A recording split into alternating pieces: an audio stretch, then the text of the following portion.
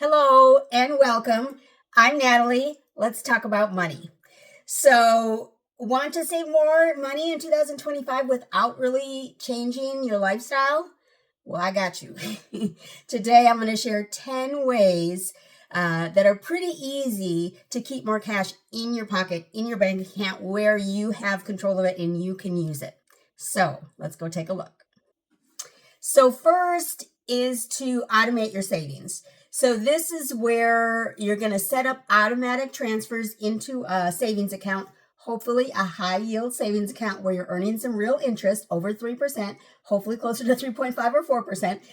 But set up those automatic payments so that you're paying yourself first. So when you get paid, set it up so that when you get that deposit into your account, it automatically, a portion of it is automatically then transferred to your savings account, whatever savings account that may be. Now, if you're doing small savings like, $10 a week or $20 every time you get money into your account, just transfer that into a savings account right away. Now, right away when you're paid, if you have bigger amounts that you're trying to save, if you're trying to save $100 a week or $500 every 2 weeks like me because you're trying to save for a car, then maybe you need to schedule it in a way so that you can make sure that there's always money left over for all of your regular needs. If you're budgeting, this should be easy. We can do this if you're budgeting because you'll know how much money is coming in and out and you'll be able to plan for that money to go into your savings account. So step one is to automate your savings. That's step one. I guess idea one is automate your savings. Option two or idea two is to use those cashback apps that are everywhere. Now you do have to be careful because some of them have proven to have leaks in terms of your information leaking out to the world, not to the world, to scammers. So do be careful on what programs you use, but I know that Fetch was a big one. I was using that for quite a while and you get gift cards from them. So anytime you go purchase an item, you scan in a copy of your receipt, load it into Fetch, and then Fetch will give you credit, will give you money basically for every receipt that you scan in. Now, it's not a whole lot. A regular receipt is like 25 cents. But if you catch a company or a product that is giving a bigger bonus, you can get $2, $3, $5 per scan. So that can add up quickly. So Fetch is the one I've used, but I know there's what is the other one? Rakuten, I think is one of them. Ibotta is a big one that people use. I've heard of Honey, but I've never tried it. I've tried Ibotta. Actually, I don't know that I've done Rakuten, but these are all cashback apps that you can do right from your phone. It doesn't take a whole lot of work.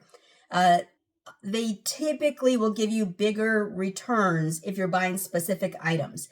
Now, I'm not one that goes and shops at Target or Walmart. I don't shop at Walmart at all anymore, but so some of this is limited to me. Fetch is not limited because it can be any receipt you want. You can go to Sonic and scan in a Sonic receipt and that'll work. So, you have to pick and choose what programs are best for you, but use those cashback and rewards apps.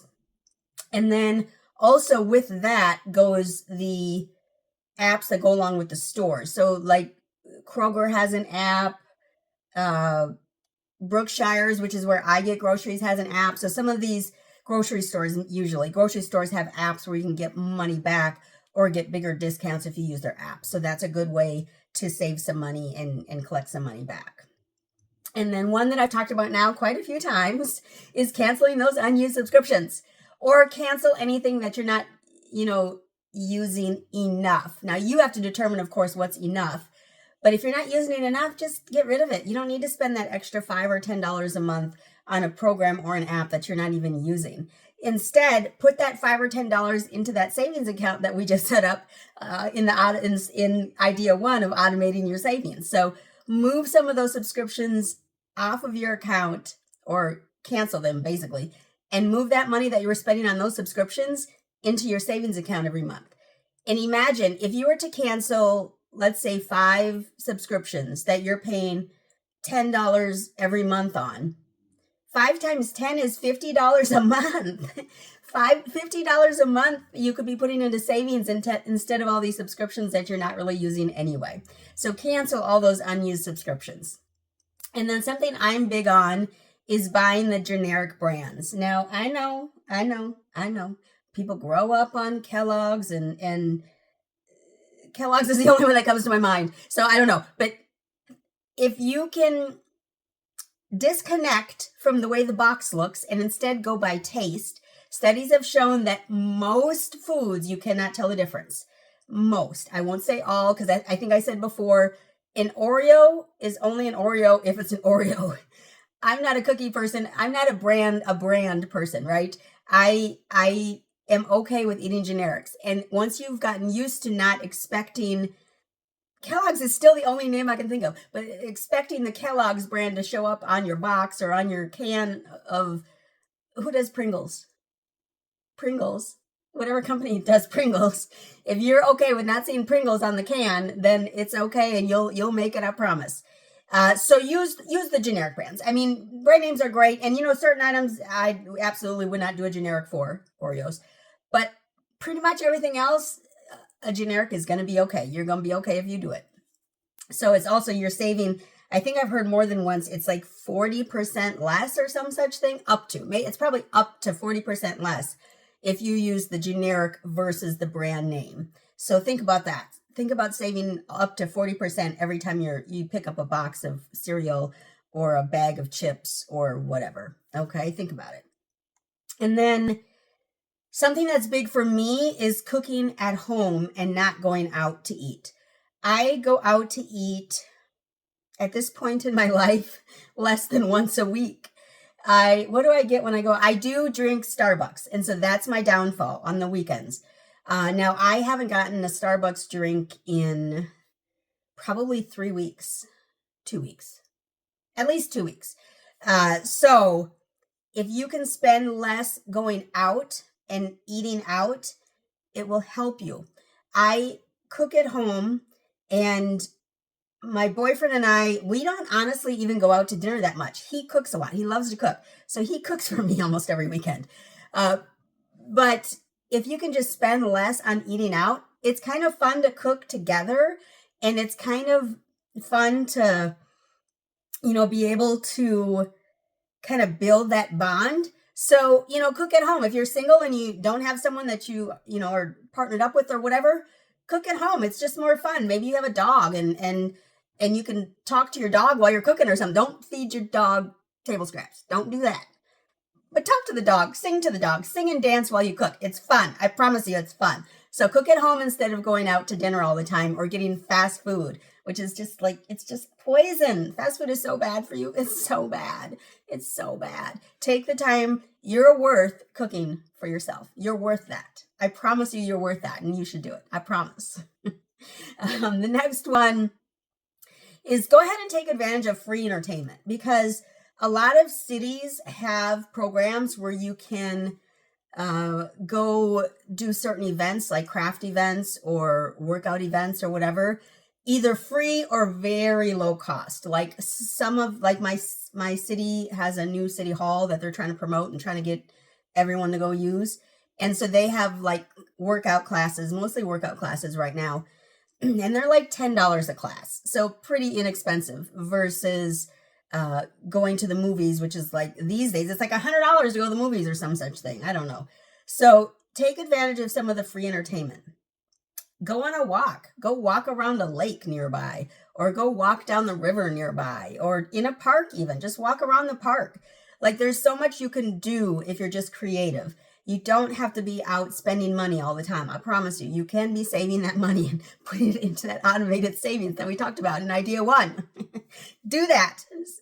Make it so that you can enjoy the outdoors. There's a YouTuber that I was turned on to when I started this channel. I don't know how our paths crossed. We were watching someone, or I don't remember exactly, but somehow our paths crossed. And so I followed him and he follows me, and he has been going camping, which is just like, oh my gosh. I am terrified to go camping, but do you know how fun that looks? You know how adventurous that looks? Oh my gosh. So do some of that kind of stuff. I don't know if camping is free. You probably have to pay some sort of park pass or something, but heck, go camp in your backyard if you own a home. Why not? I'm thinking about buying a tent so I can go camp in the backyard. Why not? It's like fun. Do fun stuff like that. That's either very much less expensive or free.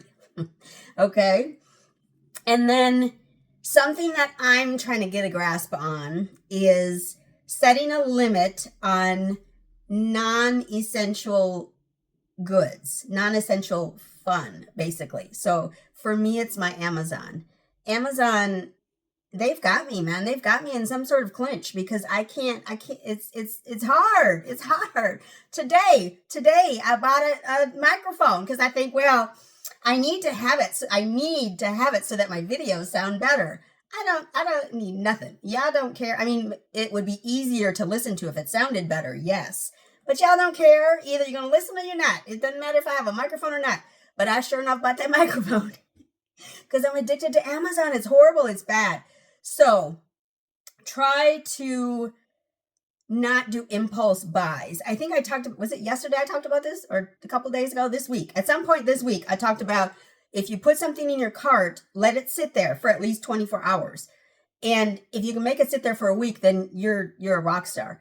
But after at least 24 hours, just let it sit and fester. And if you go back in 24 hours and you still want it just as bad, then, have at it.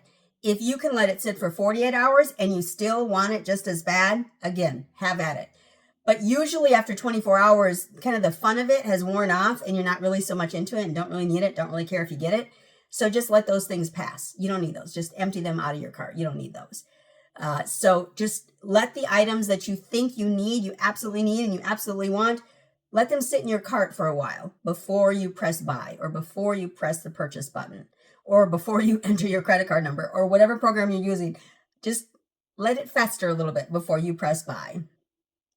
So those are the 10 things that I can recommend that you do to help save yourself some money here right now in 2025. So automate your savings, use cash back or rewards programs that many stores, and they're just regular apps as well, that they have.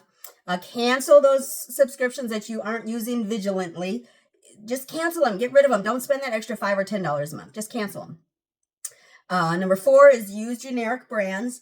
I'm a testament to this. I don't care about brands. There's very few items that I will only buy brand name stuff for. Very few. And off the top of my head, Oreos is the only one the only one I could ever think of. So, whatever. I don't even eat Oreos, so whatever. So buy generic brands. Cook more. Cook at home. It's fun. It's healthy. You get to control what you eat. You get to control your weight by how much you eat and what you eat.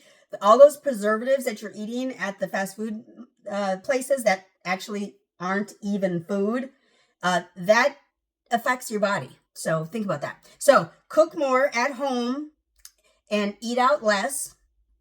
Take advantage of free activities like camping in your backyard, something I think I'm going to try. I'm going to try that before the end of the year. Okay, I'm going to try it. We'll see what happens. I don't know. So try free entertainment, walk around the park, walk around the city, walk around the lake, whatever. And then what's the last one? Set a spending limit on non-essential goods. This is the one that's hardest for me, which is why it's number 10. This is the one that's hardest for me, but give it a try. See if you can set a limit and don't go above that limit. Stay at that limit. Put it in your budget with a limit and don't let yourself go above that limit. So those are the 10 things that I've come up today. So those are 10 things I think that everyone could apply. I think you could apply it in 2025. And, I don't know which one is easiest. Probably for me, the easiest is the automatic transfer into savings. I think that is the easiest for me. What's the easiest for you? Can you do any of these? Are any of these worthwhile for you?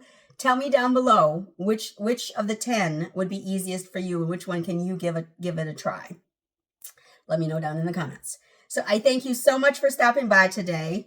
Do remember to invest in yourself today so that you can make a difference for others tomorrow. And then give the video a big thumbs up. Leave a comment down below. Be sure to subscribe. When you subscribe, you should hit the bell so you know when the next video comes out. I thank you so much. Y'all have a great one.